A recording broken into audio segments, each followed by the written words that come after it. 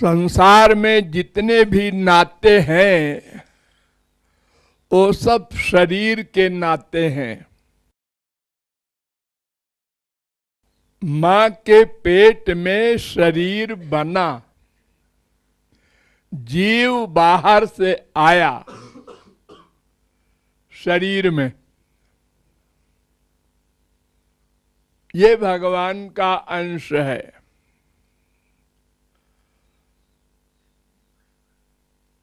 तो भगवान और गुरु ये दो पर्सनैलिटी ऐसे हैं जिनको किसी से कुछ नहीं चाहिए, यानी परिपूर्ण है। ज्ञान, आनंद, सत्ता, ये तीन प्रमुख चीजें हैं। सत, चित, आनंद। सत माने नित्यता, चित माने सर्वज्ञता, ज्ञान, और आनंद तो आप जानते ही हैं। तो ये तीनों जिस जीव को मिल जाते हैं उसको ही गुरु कहा जाता है। और मिलते किससे हैं? भगवान से। तो भगवान तो सदा से परिपूर्ण है ही, लेकिन उसको पा लेने पर भी जो परिपूर्ण हो गया वो गुरु भी स्वार्थ रहित हो गया। अब उसका कुछ स्वार्थ बचा नहीं, यानी कुछ पाना नहीं है उसको अब, इसलिए कुछ करना भी नहीं है। कुछ पाने के लिए कुछ करना पड़ता है। हम लोग प्रतिक्षण कर्म करते हैं, क्यों? आनंद पाना है, ज्ञान पाना है, भगवान को पाना है। जो पा चुके उनको कुछ नहीं पाना है, उसको कहते हैं कृत कृत्य। कृत कृत्य, कृत्य माने कर्म, कृत माने कर चुका, अब उसे कुछ नहीं करना। अगर कुछ करना है तो अपने लिए नहीं करना है। भगवान सृष्टि भी करते हैं, सबके हृदय में बैठकर हिसाब रखते हैं, अवतार लेते हैं, हमारी तरह सब व्यवहार करते हैं, लेकिन वो हमारे लिए, अपने लिए नहीं।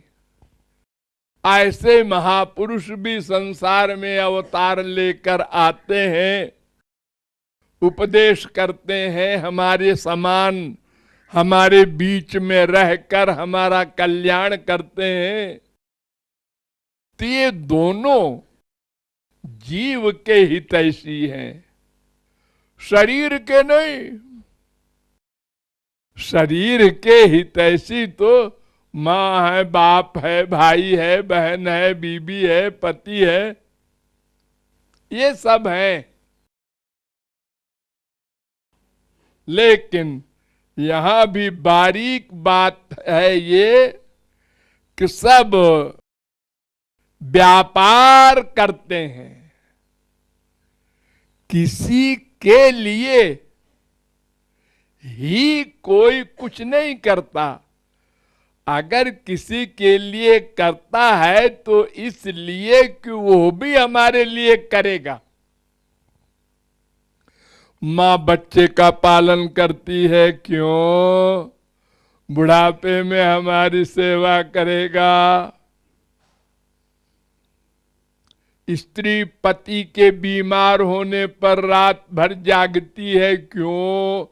हम बीमार होंगे तो ये भी जागकर हमारी सेवा करेंगे। यानी हम संसार में सब जगह अगर किसी के लिए कुछ करते हैं तो ये सोचकर कि इससे बड़ा स्वार्थ सिद्ध होगा। अगर इससे स्वार्थ सिद्ध नहीं होना है, उसकी तरफ देखते भी नहीं। जब विद्यार्थी को टीचर से संबंध है, उसके हाथ में रिजल्ट है, पढ़ाना है क्लास में, तो सब नमस्कार करते हैं। जब परीक्षा पास कर लिया, यूनिवर्सिटी पास हो गया, तो नमस्ते भी नहीं करता कोई। फिर क्या काम है? जब तक हमारा कोई बीमार है तो डॉक्टर साहब से क्या क्या नम्रता से बात करता है, और बीमार अच्छा हो गया नमस्ते। पहले तो दोनों हाथ जोड़कर सिर झुकाता है, और जो कम स्वार्थ रहता है तो खाली हाथ जोड़ता है, और कम स्वार्थ होता है तो एक हाथ से नमस्ते करता है, और कम स्वार्थ होता है तो खाली मुंह से बोल देता है नमस्ते। संसार का ये रिश्ता है। लेकिन आत्मा का रिश्ता, आत्मा का भला संसार नहीं चाहता। और किसी का बेटा भगवान की ओर चले तो वो गुरुजी को भी गाली देना शुरू कर देगा। ये कैसे गुरुजी है, हमारा बेटा अब दिन भर राधे राधे करने लगा। अरे 2 minute, 4 minute, 5 minute Radhe Radhe कर लो बस। अरे भगवान की ओर जा रहा है, तुम्हारा तो सौभाग्य है, ऐसे पिता बने, ऐसी मां बनी। अरे भाई वो तो आपका लेक्चर ठीक है सब, लेकिन ऐसा है कि फिर हमारी सेवा कौन करेगा? है तो हितैषी वही होगा जिसका अपना कोई स्वार्थ बाकी ना हो। तो ऐसे भगवान हैं। लेकिन भगवान तो मिलेंगे नहीं हमको। अरे यही कौन बताएगा कि तुम्हारा हितैषी भगवान है? भगवान तो आके बताएंगे नहीं। हम तो अपने संसार को ही हितैषी मानकर और सदा जीवन भर पैसा कमाओ, मकान बनाओ और यश कमाओ, खूब 420 करो, यही करेंगे बस, और मर जाएंगे एक दिन। और मरने के बाद क्या होगा अब ये तो पता नहीं, जो होगा सो होगा। 84 लाख में घूमना पड़ेगा, ये तो किसी ने बताया नहीं। हाँ, तो सबसे बड़ा हितैषी भगवान, और भगवान से भी बड़ा हितैषी है गुरु, क्योंकि वो हमको बताएगा सबसे पहले तुम कौन हो, तुम्हारा एम क्या है, वो कैसे मिलेगा तुम्हारा उद्देश्य।